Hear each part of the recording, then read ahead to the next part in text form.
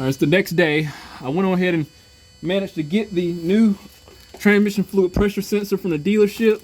This is the part number here, just in case you care about it. It was about $50 from Ford directly. And what it is, we're dealing with the transmission fluid pressure sensor. I'm gonna put the link to the original video where I made the assessment in the description, so you'll be able to see that. But this is pretty much it. It's very accessible. So once you drop the pan, need to drain the fluid, obviously.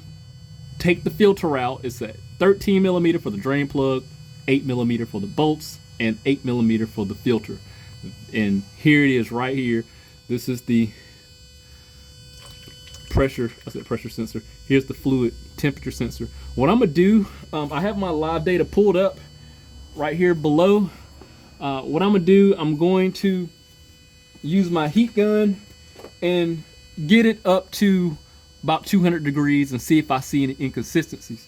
Now there is a little break in the wire there, but that don't look like enough to cause any commotion. But it definitely would be worth trying to repair that little break right there. When I moved it, it wound up acting. I'm gonna say, where did this thing go? Right here. So when I moved it, it wound up messing up the insulation there. So, but I don't, for how it will sit, I don't think that's going to be enough to damage anything, you know. But I'm definitely going to look further into this. I couldn't get a sub harness or anything from the dealer because they claimed that they couldn't find it. So it's no big deal. I don't think that little break in the wire is going to do anything because the wire is exposed. The fluid's not much of a conductor to the point where it's going to create any issues, and it's not rubbing up against anything metal. So I think we're fine. What I will do, I have a heat gun, and I'm going to look at some data when I get this out of here. Let's see if I can get this temperature up. So right now the temperature's dropping, and I'm going to slow this graph down just a little bit. Slow this graph down, enhance. Alright, let's see if we can get this to work. This is with the old sensor. I got the heat gun to it now.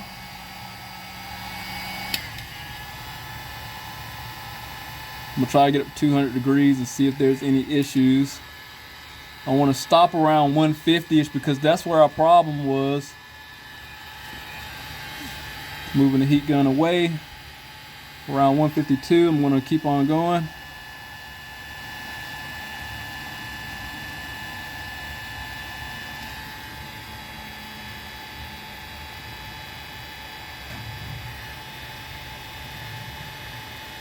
Normal operating temperature is around 200 degrees.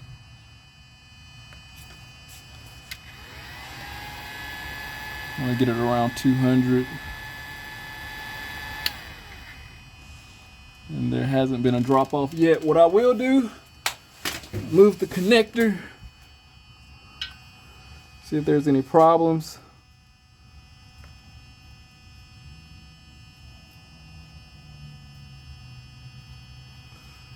And this is me fondling around with the connector here. It's dropping because I'm taking the heat away from the sensor. I'm going to remove the harness, go into the connector outside the transmission. Nothing's happening. So simply, I'm just going to take this old sensor out, disconnect it, voltage went high, and put the new one in. Here's the old one. Here's our new one here.